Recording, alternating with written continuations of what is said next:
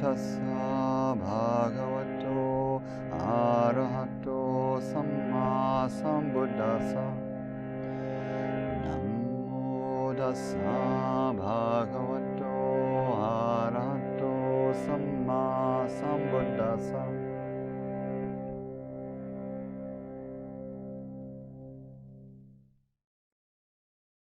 So continuing with breath and breathing practice, I'm going to talk tonight a little bit about breath holding practice, some ideas from the Buddhist and Hindu sides of the spectrum in South Asia around holding the breath.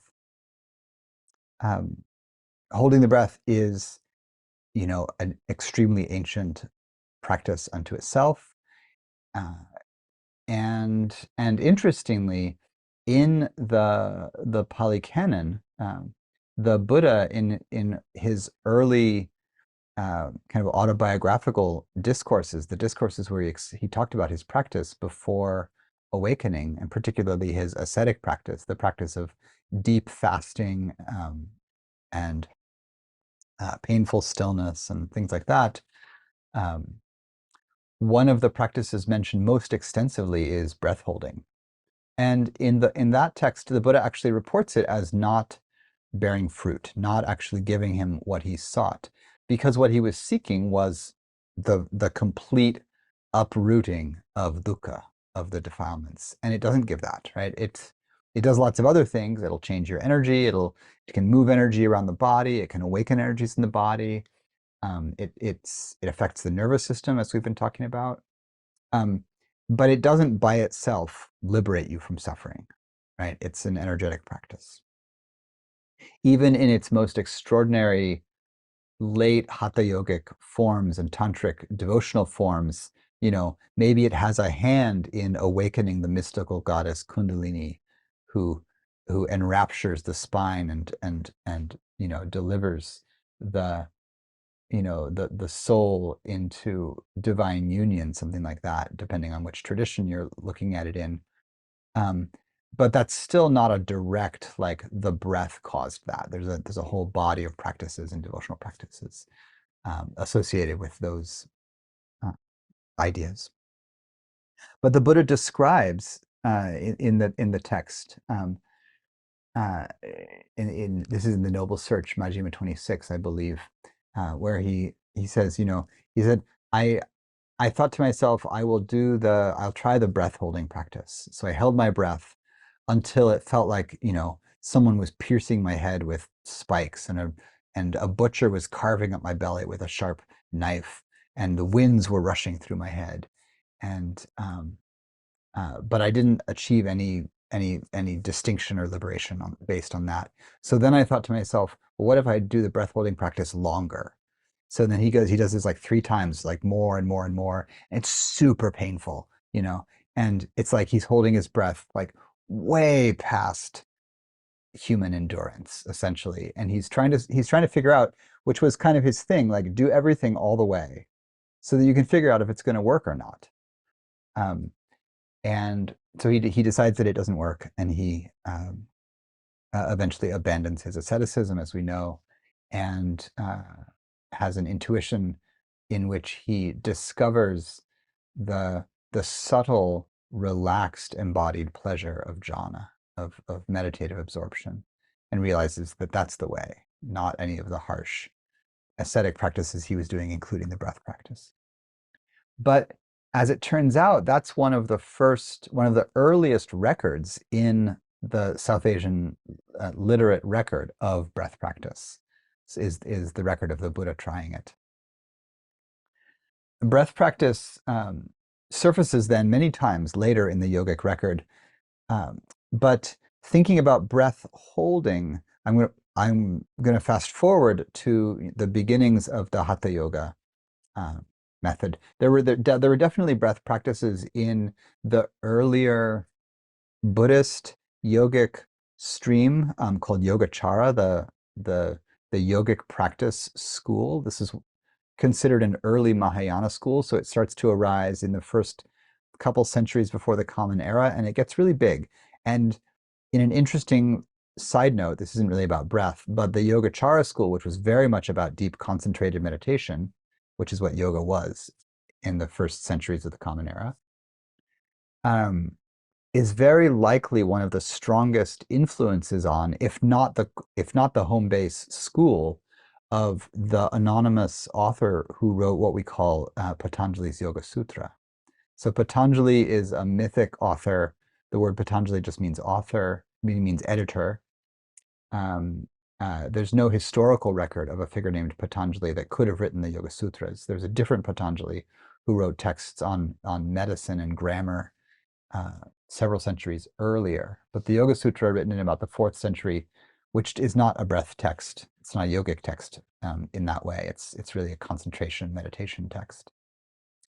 Is written in Buddhist hybrid Sanskrit, and it's very probable that it was its author was at least strongly related to the Yogacara school of Buddhism, along with being influenced perhaps by Sankhya, which later merged into Hinduism. The text has now been claimed by the Hindus, which is fine. It's marvelous. They're marvelous, but it actually has very strong Buddhist connections as well. That's a side footnote for the yoga people. So strong breath practice, by which I mean not just observing the breath as a basis for concentration, not just mindfulness of the breath as a basis for concentration, but intentional altering of the breath for the purpose of moving energy around, reappears at the heart of yogic instructions, both in the Himalayan Buddhist tantric stream and in the Kashmiri Shaiva tantric stream, which will become Hindu some centuries later, in and around the 8th, 9th, 10th century of the Common Era. Some of the earliest texts to use the term Hatha Yoga come from the Tantric Buddhist world, and they very quickly are shared between the Buddhist and Shaiva worlds and developed in parallel by both. And then at a certain point, after the end of Buddhism in India proper, South Asia proper, the streams diverge, and Hatha Yoga is developed in Shaiva systems and then later Vaishnava systems, Hindu systems in India. And it goes in a different direction than the way it develops, continues to develop in Tibetan Buddhism and Tantric Buddhism in the Himalayas, because those streams separate. Throughout the centuries of the Islamic empires in India, the Buddhist and Hindu streams have separated. So then they develop differently, and the breath instructions that you get in Tibetan yoga are different than the breath instructions you get in the Hindu yogas and the Hatha yogas. But in the earliest development of those things, they were really quite together and in communication. The earliest Hatha yoga texts are centered around 3 practices that are called mudra. And here mudra really means whole body shape. It doesn't mean it doesn't actually mean the hand shapes that we think of as mudras. Those get formalized a little bit later on. They're already existing, throughout the iconography. But mudra in early Hatha Yoga refers to bodily shapes. One of them is called Mahamudra, or the Great Mudra, or the Great Seal. Mudra basically means seal, like to seal something together. Mahamudra is a practice where one takes a physical posture where you're sitting, one leg is bent in, one leg is extended out. You hold the toes of the extended leg, so there's a gentle forward fold, but it's not a deep forward fold. And there's a circuit created between the leg, the torso, and the arms. And then there's a deep inhale, the engagement of bandhas, which I'll mention in a moment, a holding of the breath, and in some traditions, a tightening or engagement of the whole body to kind of press breath energy toward the center. And I may give instruction on this on Saturday, so you can come. It's a commercial break. And it's actually a lovely practice. It's a little bit fierce, but it can be done quite gently. That's Mahamudra. The second of the 3 ancient mudras in early Hatha Yoga is called Mahabandha. So there's Mahamudra and Mahabandha. Bandha is a bond or a lock in the body. And there's 3 traditional bandhas. I know I'm blowing through this. Yoga people, you know this. Non-yoga people, you're like, whoa, serious yoga mechanics. You can look up lots of details on these, so I just want to mention them. But the 3 bandhas are the root lock or mula bandha, which is most likely a gentle contraction of the pelvic floor, like if you squeeze the perineal muscles just slightly. But some traditions have you really clench hard, like squeeze the anus hard and lift up. That's a very strong mula bandha. So you can do it strong or gentle. The abdominal lock or Uddiyana bandha means the upward flying bond is done on a held exhale with all the breath pressed out. You suck the abdominal muscles in and then lift the diaphragm further to suck the belly muscles in and up and the abdominal organs in and up, really emptying out the lungs and contracting, and you hold there. So there's an abdominal bond. And then the bond at the throat called Jalandhara bandha, the net bearing bond. And this can be done again gently by just softly closing off the windpipe, closing off the air and holding the breath at the top, or it can be done strongly in the Hatha tradition holding at the top of the breath by tipping the head down, tucking the chin into the notch at the base of the throat, lengthening the back of the neck and closing off the throat kind of manually by tipping the head forward. That's Jalandhara bandha. So the traditional way to do these is you can do them all on the held in breath. The abdominal lock is gentle on the held in breath, but it's a kind of pressure toward the center. Or you can do them all on the held out breath with a very strong abdominal bond. That's Mahabandha. So there's Mahamudra, held breath with the legs stretched out and a cycling of energy. And then Mahabandha, all 3 traditional Hatha Yoga bandhas together. And then there's one called Mahabeda or Mahaveda, which is the great beating. And for this one, this one I can demonstrate sitting. You know, don't do this at home unless you want to, but you put yourself into full lotus, and then you lift yourself up on your hands and you let the column of your body and your perineum smack on the floor. So you go like this. So you lift and drop. So that's Mahaveda, the great piercing or the great beating gesture, like the great piercing gesture. So those are the early Hatha Yoga breath practices. They're all done with breath holding. So you hold the breath and then do each of these things. And as Hatha Yoga developed in the Hindu stream that we're most familiar with, that you'll find these practices in yoga studios, they developed with an understanding that it was the breath that moved life energy and prana through the body. That's true in the Buddhist and Hindu streams, of course, they're the same. And that a few fundamental gestures arose. And I'm going to speak to a couple that are really parallel between the Buddhist tantric system. If you want Buddhist yoga, you can go to the Namkhai Norbu folks, Chogyal Namkhai Norbu, and the system known as Yantra Yoga, or systems taught by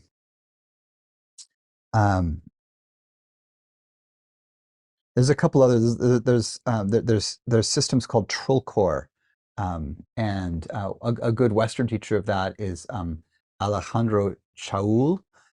You can watch an online course by him through Wisdom Publications, teaching some basics of Trilkor, which is Tibetan Buddhist magical movements, which is the kind of Tibetan version of yoga. He wrote his dissertation on it. He's a good teacher. Anyway, there's a few different streams of Tibetan yoga that are around that you can find. And then of course in the Hindu stream, these all came through both the northern lineage, which was through Swami Shivananda and others, and then also through the southern lineage through Sri Krishnamacharya. So some of the basic principles in both of the Buddhist and Hindu lineages are the expelling of stale air as a way to expel defilements. So there's a Tibetan practice where you exhale the air out of one side of the nose, visualizing it as a dark cloud of smoke passing out of the body, and understanding that you're getting rid of the defilement of greed, and you do it once each for greed, hatred, and delusion, and then on each side. So there's practices for expelling stale air, which is also, understood metaphorically, energetically, mystically as the Buddhist defilements. Um, and there's practices to balance the energy in the two sides of the body, which in both the Tibetan and in both the Buddhist and Hindu systems are understood as being expressions of an expansive and a contractive side. So in the Hindu Hatha Yogas, the two sides are called Ida for the moon, associated with the moon on the left side of the body, and Pingala associated with the sun and the color red or reddish. It actually literally translates as reddish or tawny on the right side, and then a balanced channel in the center known as Sushumna, the gracious channel. In the Tibetan system, the same model, all right, kind of opposite charged systems on the right and left side, and then a balanced system in the center. The diagrams of them are a little bit different. The standard one you'll see in the Hindu world has them interweaving, crisscrossing, almost like a caduceus, the twin snakes of Hermes' staff, intertwining and crossing at the various energetic chakras of like the root, the pelvic chakra, the belly, the heart, the throat, the third eye, and the crown, which isn't quite a chakra, isn't really a chakra, but floats above the crown center. In the Tibetan one, they don't crisscross. It's just two parallel vertical channels, and then a central channel. But the same print, it's similar principle. And so coming from that principle of the two different sides, there's all these practices to balance the two sides. And so, one of the classic practices coming through the Hindu stream is Nadi Shodhana, the channel cleansing practice. And all of these practices, can be understood both as physically useful and energetically and mystically useful. So this is the practice where, and if you want to take the kind of one of the traditional hand postures, you would curl the index and middle finger in and use your thumb and ring finger to stop the nostrils. So you would breathe in through the left, always through the left. We'll teach this one on Saturday. I'm just going to blow through it right now. Some of you will know this very well. You breathe in through the left, hold at the top, breathe out through the right, and then reverse. Breathe in through the right, hold at the top, breathe out through the left. And you would do several rounds of that. Nadi Shodhana, the channel cleansing breath. And when we are at so that there's cleansing on both sides, but then when you're at the top of the breath in that cycle, you hold. And you could do that breath with equal counts. So like you inhale for maybe 5 counts, 3 to 5 counts, you hold for the same amount, you exhale for the same amount, you inhale for the same. So you're equalizing them.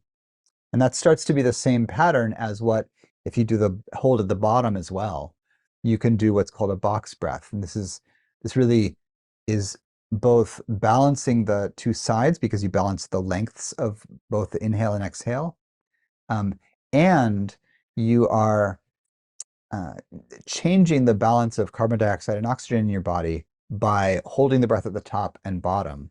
So there's only 5 counts, let's say, of inhale, and then there's 5 counts of holding at the top, 5 counts of exhaling, and 5 counts of holding at the bottom. So there's 15 counts of not inhaling versus just 5 counts of inhaling. This is going to mean that you get whatever oxygen you get in the inhale, and then your body's really doing, it's doing its gas exchange, doing its metabolism, changing oxygen, bringing oxygen to the cells, taking carbon dioxide out of the cells. And we increase our carbon dioxide tolerance as we do this. That's sort of in the modern scientific language. which which is helpful for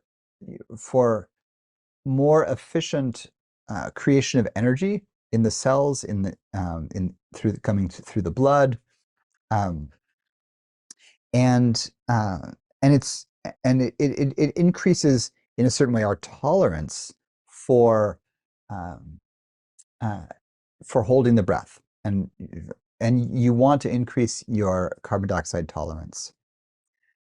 So over time, you can gradually increase those counts. I want to stay mostly with the yogic language here and not go too scientific, partly because I don't know it as well. But I want to talk about the breath holding more from the Dharma or yoga perspective here. There's really the sense in all of the yogic systems, Buddhist and Hindu, Sikh, Jain, and otherwise, that the breath is both the movement of air, but it's really the movement of subtle energy, of cosmic energy, of life energy, called prana, in and out of the body.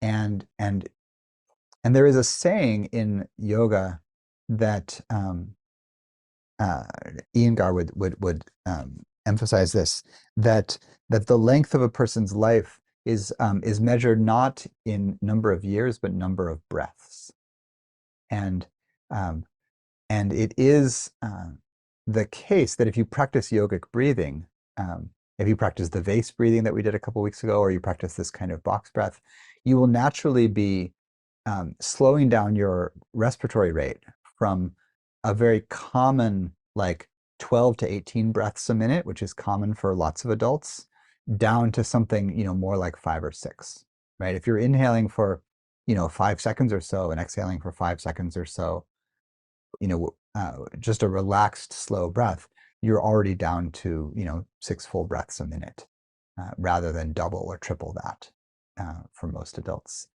And so this speaks to what is sometimes called overbreathing in contemporary language.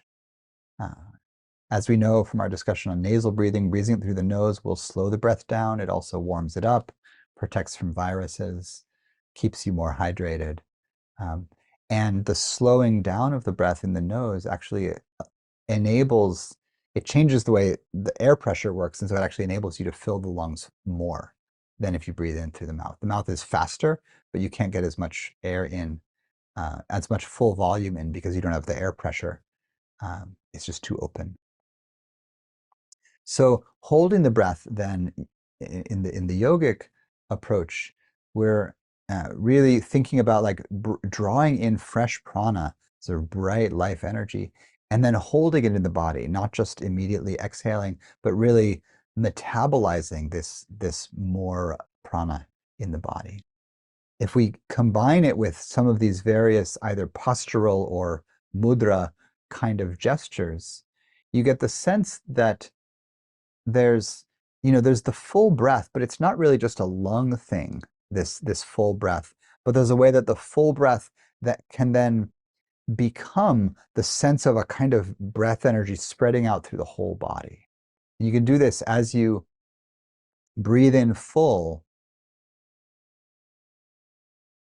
You can do the practice that we sometimes do just in meditation, where you mix the sense of being aware of the breath with the sense of being aware of the whole body and its posture, the whole body breath practice. Breathing in full, I can then expand my physical awareness, maybe to a sphere a little bit wider than the body, and then have the sense that as I hold the breath and the energy starts to vibrate a little more, right, as carbon dioxide starts to build up, and we start um, to contend with the body's hunger for oxygen, we can also feel a kind of brightening of energy, right? The sympathetic nervous system turns on as we hold the breath a little bit.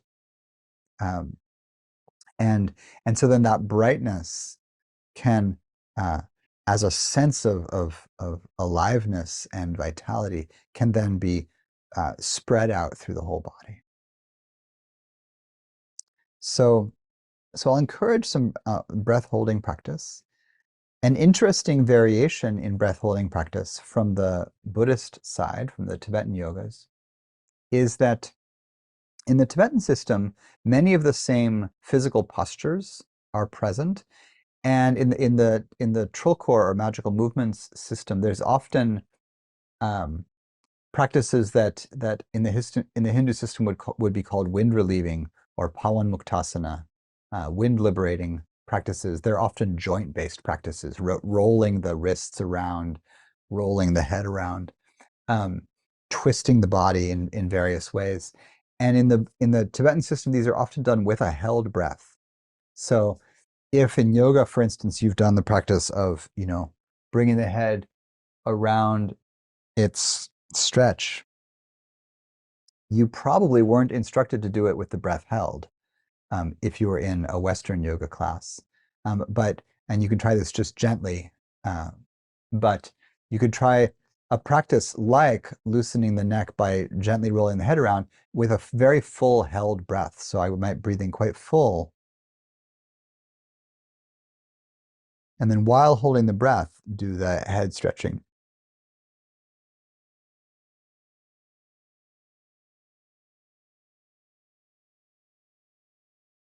And exhaling once you get back to center. And one of the things I notice as I do that is that the breath held quite full, even just muscularly and skeletally, creates a kind of holding in the joints all the way up through the shoulders and into the neck.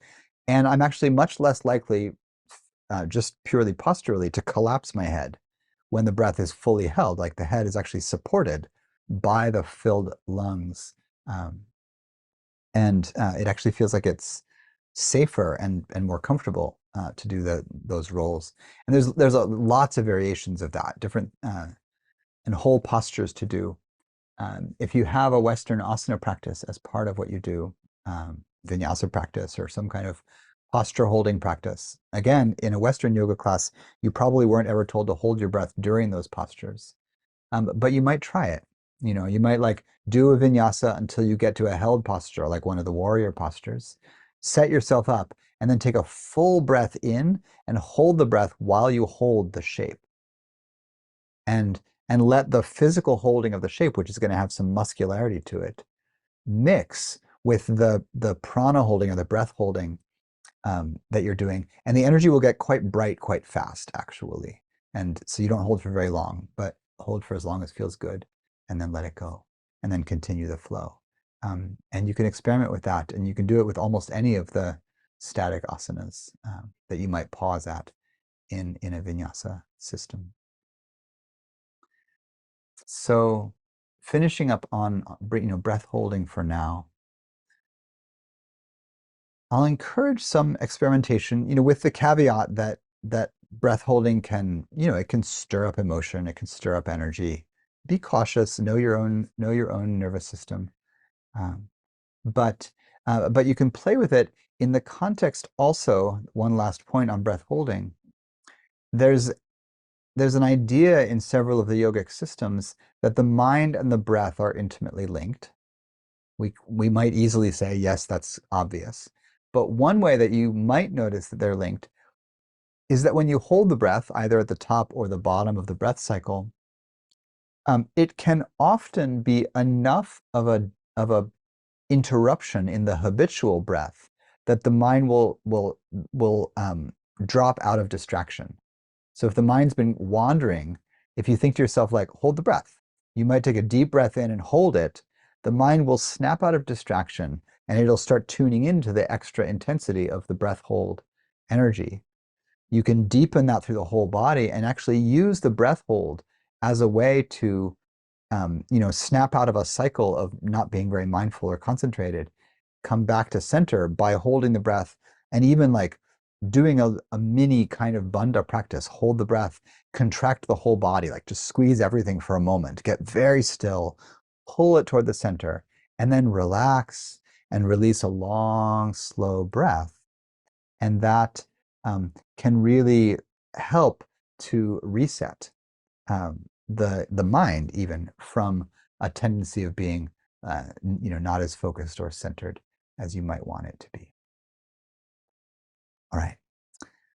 All right, we'll see if we're going to keep going with breath next week after the tool class on Saturday.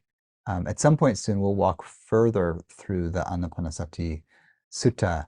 Once you get past the first 4 steps that we've been playing with, it opens into a different set of cultivations that includes like breathing, cultivating joy, cultivating rapture, cultivating gladness. So that's lovely. So we should so we'll look at those. Those are really jhana instructions, but we can talk about them at various levels of concentration as well. So I think for tonight we'll just close. It's our regular closing time. I'll close chanting the homage again, and I'll say a little refuge or a little merit prayer. And we won't do questions tonight. We have a guest over, and I want to get back to things.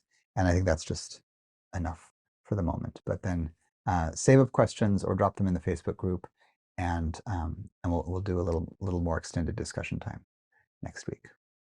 All right. So I'm going to chant the homage to the Buddha and then close. Namo tassa bhagavato arahato samma sambuddhassa. Namo tassa bhagavato arahato samma sambuddhassa. Namo tassa bhagavato arahato samma sambuddhassa. Buddhang dhammang sanghang namasami. Blessings to all beings. May the merit of our practice extend out from us, from the heart of breath and mind, to touch all beings with the heart of compassion. May we be free. May we find the practices that truly do lead to freedom. And may all beings benefit from our practice and from the practice of the Sangha. May all beings be safe from harm, sheltered from fear. May the moon of clarity and great love rise over every being everywhere. May we all be well in the light of freedom. So, thank you so much. Pleasure to see everybody, and have a good night. Thanks, Sean. Thanks, everybody. Be well.